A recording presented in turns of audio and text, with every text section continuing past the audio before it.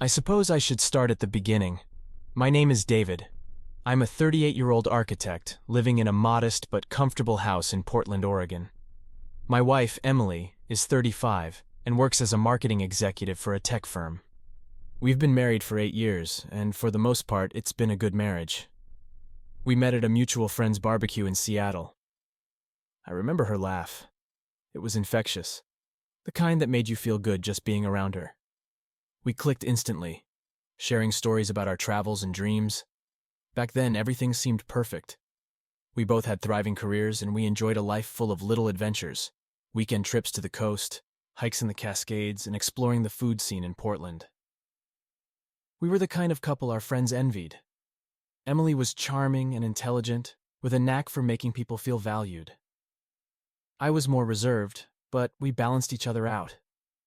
She brought out the best in me, and I believed I did the same for her. The first few years of our marriage were blissful. We supported each other's ambitions, celebrated each other's successes, and weathered the inevitable storms together. But somewhere along the way, things began to change. It was subtle at first. Missed dinners, distracted conversations, and a growing distance between us. I chalked it up to the pressures of our demanding jobs. Emily's company had expanded rapidly, and she often had to travel for work. I told myself it was just a phase, that things would go back to normal soon. Our first major change was when Emily got promoted to head of marketing. It was a huge achievement, something she had worked tirelessly for. We celebrated with a lavish dinner at our favorite restaurant, and I was genuinely proud of her. But with the promotion came longer hours and more travel. She was constantly on her phone, even during our time together. I tried to be supportive, understanding that her career was important to her, but it was hard not to feel neglected. As Emily's career continued to soar, our weekends together became increasingly rare. She was often exhausted from her travels and late nights at the office, leaving little energy for our relationship. I began to feel like an afterthought in her life, and our conversations started to revolve solely around her work. Whenever I brought up my feelings, she would assure me that things would get better once the current project was over. But there was always another project, another deadline, another trip. The first real pang of suspicion hit me about a year ago.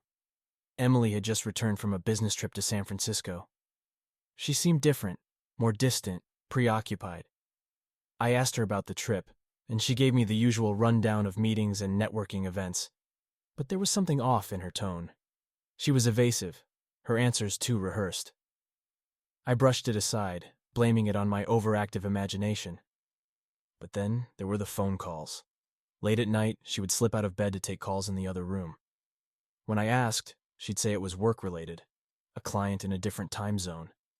It seemed plausible, but a nagging doubt lingered. Her demeanor changed too. She was often irritable, snapping at me over trivial things. We argued more, and the easy laughter that had once filled our home was replaced with tense silences. One night, after yet another argument, I decided to take a closer look at her phone. It wasn't something I wanted to do, but I needed to know if my suspicions were unfounded. Her phone was password protected, and she had never kept secrets from me before. This time, however, she had changed the password. When I confronted her about it, she claimed it was a new company policy for security reasons. I wanted to believe her, but the unease only grew. Emily's business trips became more frequent and longer. She started going to places she hadn't mentioned before: Miami, New York, Chicago. She assured me it was all part of expanding her company's reach, but I couldn't shake the feeling that something was wrong. Dear viewers, more than 90% watch my content without subscribing. If you still have not subscribed, then I ask you to do so. For me, this is the best motivation to continue. She began dressing differently, spending more time on her appearance than usual. There were new clothes, expensive perfumes, and lingerie I had never seen before. Driven by a gnawing need for answers, I started paying closer attention to Emily's behavior. I noticed small things, like how she would quickly shut her laptop when I entered the room, or how she would leave the house for hours on weekends without explaining where she was going. My attempts to talk about it were met with defensiveness and anger. She accused me of being paranoid and controlling, which only made me retreat further into my own thoughts. I confided in my best friend Mike, who suggested I hire a private investigator. It felt extreme, like something out of a bad movie. but I was desperate for clarity. After some research, I found a reputable PI named Rachel in downtown Portland. She was professional and discreet, assuring me that she would handle everything without Emily ever knowing. A week later, Rachel called me with her first report. Emily had been seen meeting a man at a hotel in Seattle. The man was identified as Mark, a colleague from her company. My heart sank. I wanted to believe it was innocent, but the evidence was damning. Over the next few weeks, Rachel provided more details: dinners, late-night meetings, and more hotel rendezvous. It was clear that Emily was having an affair. Armed with the evidence, I confronted Emily one evening after dinner. I laid out the photographs, the dates, the places. For a moment, she looked like a cornered animal, eyes wide with shock and fear. Then she broke down, admitting everything. She and Mark had been involved for almost a year. It started as a casual fling during a business trip, but it had evolved into something more serious. Emily apologized, tears streaming down her face. She claimed she still loved me, that she didn't know why she did it. She begged for forgiveness, for another chance to make things right. But something inside me had shattered. The trust that formed the foundation of our relationship was gone. I couldn't see past the betrayal, couldn't imagine a future with her anymore. In the days that followed, I felt numb. I moved into the guest room and started avoiding Emily as much as possible. We lived like strangers under the same roof, our conversations limited to necessary logistics. I knew what I had to do, but it was a painful decision. Divorce seemed like the only option, but the thought of ending our marriage was devastating. I sought advice from a divorce attorney, laying out the situation and asking for guidance. The attorney was empathetic and straightforward, explaining the steps we needed to take. Oregon's no-fault divorce laws made the process relatively simple, but it was still emotionally taxing.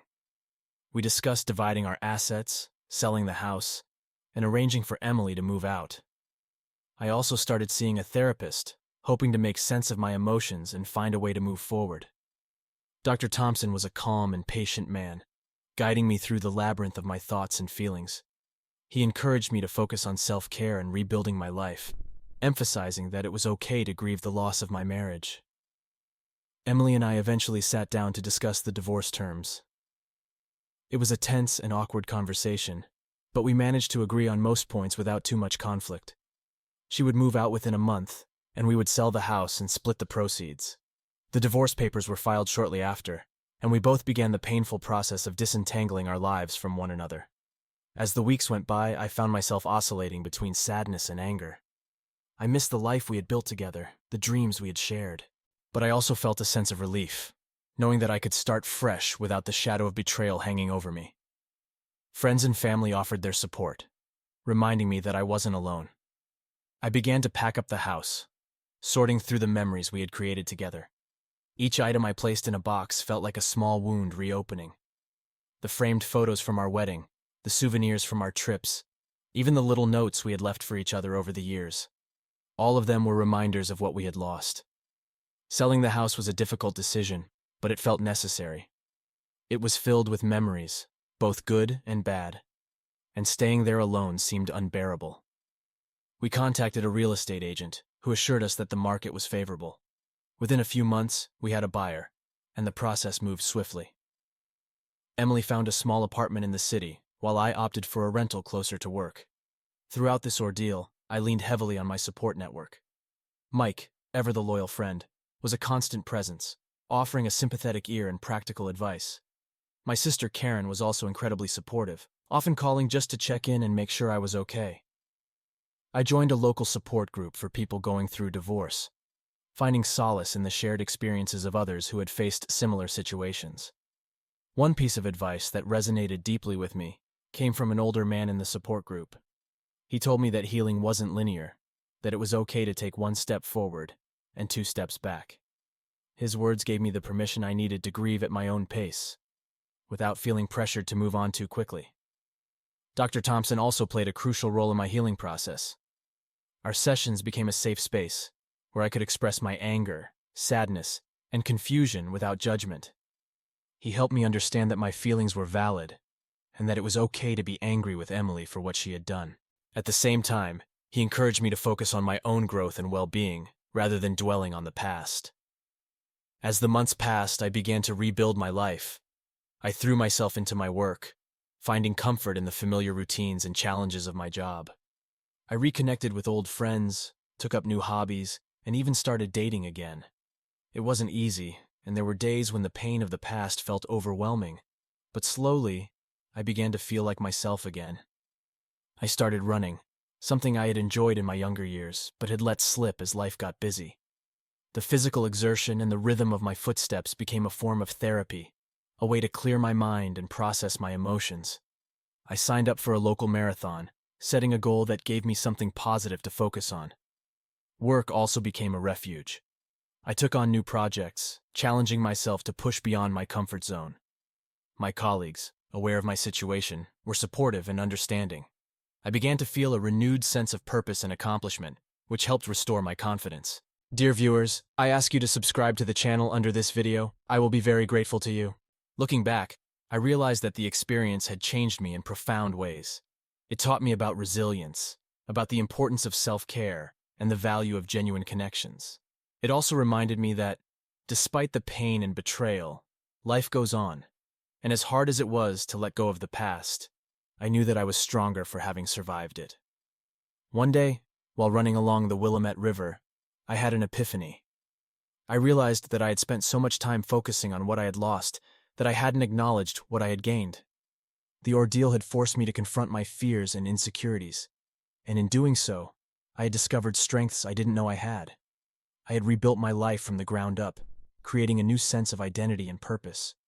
I began to embrace the idea of new beginnings. I started volunteering at a local shelter, finding fulfillment in helping others. I joined a book club, where I met people who shared my love of literature. These new connections and activities filled the void left by my broken marriage, giving me a renewed sense of community and belonging. Emily and I remained cordial, if distant. We communicated occasionally about practical matters, but our interactions were brief and to the point. I wished her well, but I knew that our paths were meant to diverge. The pain of her betrayal had faded, replaced by a sense of acceptance and closure. As I sit here writing this, I feel a sense of peace. The journey was painful, and the scars will always be there, but I'm ready to embrace whatever comes next. I'm ready to live my life, not as a man defined by his wife's infidelity, but as someone who faced his darkest fears and came out stronger on the other side. Life is unpredictable, filled with both joy and sorrow, but it is also full of possibilities. I have learned to appreciate the present, to cherish the moments of happiness, and to find strength in adversity. I am grateful for the support of my friends and family, for the guidance of my therapist, and for the resilience that has carried me through. And so, as I look to the future, I do so with hope and determination. I know that there will be challenges ahead, but I also know that I am capable of facing them. I have rebuilt my life once, and I am confident that I can continue to grow and thrive. The past is a part of me, but it does not define me. I am ready to embrace the new chapter that lies ahead, with all its uncertainties and opportunities. With the finalization of the divorce, I felt an overwhelming need to rediscover myself. The past few years had been defined by my relationship with Emily, and now I needed to figure out who I was outside of that context. I started by revisiting old passions and exploring new interests. One of the first things I did was enroll in a photography class. It was something I had always wanted to try, but had never found the time for. The process of capturing moments and creating art through the lens was therapeutic, giving me a new way to see the world. I also took a solo trip to the Grand Canyon. It was a place I had always wanted to visit, and the solitude of the vast landscape provided a perfect setting for reflection. Standing on the edge of the canyon, I felt a sense of insignificance, but also a profound connection to the world around me. It was a reminder that life is much larger than any one event or relationship. Through my photography class, I met a group of like-minded individuals who shared my passion for capturing the world through a lens. We started going on weekend trips together, exploring different parts of Oregon and beyond. These new friendships were a breath of fresh air, offering me a sense of community and belonging that I had missed. I also reconnected with old friends who I had lost touch with over the years. One of them was Sarah, a college friend who had moved back to Portland after spending several years abroad. We started meeting up for coffee, reminiscing about the past and catching up on each other's lives. Our friendship deepened, and I found in her a confidant who understood the complexities of life and relationships. As I settled into my new life, I focused on finding a balance between work and personal time. My job as an architect had always been demanding, but I realized that I needed to set boundaries to ensure that I had time for myself. I started leaving the office at a reasonable hour, dedicating evenings to hobbies and social activities. I also made it a point to prioritize my physical and mental health. I continued running, but I also joined a yoga class to help manage stress and improve my flexibility. The combination of physical activity and mindfulness practices helped me stay grounded and centered. After several months, I felt ready to dip my toes back into the dating pool. It was a daunting prospect, and I wasn't sure where to start. Online dating seemed like the most practical option, so I created a profile on a popular dating app. The experience was both exciting and nerve-wracking. I went on a few dates, some of which were enjoyable, others less so. But each one taught me something about myself and what I was looking for in a partner. One of the first women I met was Lisa, a graphic designer who shared my love for the outdoors. We went hiking on our first date and hit it off immediately. Over the next few months, we continued to see each other, exploring new trails and enjoying each other's company. While it didn't turn into a long-term relationship, it was a positive experience that helped rebuild my confidence in dating. Then I met Rachel. She was a school teacher, kind-hearted, and with a passion for life that was infectious. We met at a mutual friend's party, and there was an immediate connection. Our conversations flowed effortlessly, and I found myself looking forward to our time together. Rachel was understanding of my past, and we took things slow, allowing our relationship to develop naturally. With Rachel, I felt a sense of peace and contentment that I hadn't felt in a long time. She brought out the best in me, and our relationship was built on mutual respect and trust. We shared many common interests, from hiking and photography to a love of books and travel. As our relationship deepened, I realized that I was ready to open my heart again. As my relationship with Rachel blossomed, I continued to focus on personal growth and self-discovery. I took on new challenges at work, earning a promotion that I had been working towards for years. I also started volunteering as a mentor for young architects, sharing my experiences and helping guide the next generation. Rachel and I began to talk about the future, dreaming about the possibilities that lay ahead. We took trips together, exploring new cities and creating memories that would last a lifetime. I introduced her to my family, and she did the same with hers. The acceptance and warmth from both sides made me feel even more confident about our relationship. The support of friends, family, and professionals like Dr. Thompson played a significant role in my healing process. Their guidance and encouragement helped me navigate the turbulent waters of my emotions and find a way to move forward. I also learned the importance of forgiveness, not just towards Emily, but also towards myself. I had to let go of the anger and resentment to truly heal and embrace the future. After dating Rachel for over a year, we decided to take the next step and move in together. It was a big decision, but it felt right. We found a beautiful apartment in a quiet neighborhood, close to parks, and with plenty of space for both of our interests. Moving in together was a new adventure, and it brought us even closer. Living with Rachel was a joy. We established routines that worked for both of us, and our home became a sanctuary where we could relax and be ourselves. We continued to support each other's passions, encouraging one another to pursue our dreams. Our relationship was built on a solid foundation of trust, respect, and love. From time to time, memories of my marriage to Emily would resurface. While they no longer held the same pain, they served as reminders of how far I had come. I found that I could think about those times with a sense of detachment, recognizing them as part of my journey rather than defining moments of my life. I occasionally heard updates about Emily through mutual friends. She had moved to a different city and seemed to be doing well in her career. While our paths had diverged, I wished her no ill will. We had both moved on, and I hoped that she had found happiness and peace. As I write this, I feel a profound sense of gratitude. The journey through infidelity, betrayal, and divorce was one of the most challenging experiences of my life, but it also led me to a place of growth and renewal.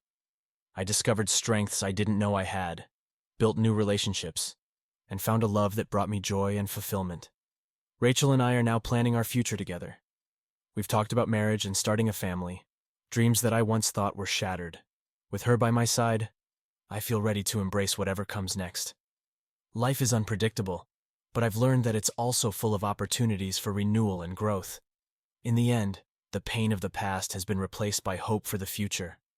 I am no longer defined by my wife's infidelity, but by the strength and resilience I found within myself. I'm ready to continue this journey, embracing each new chapter with an open heart and a hopeful spirit.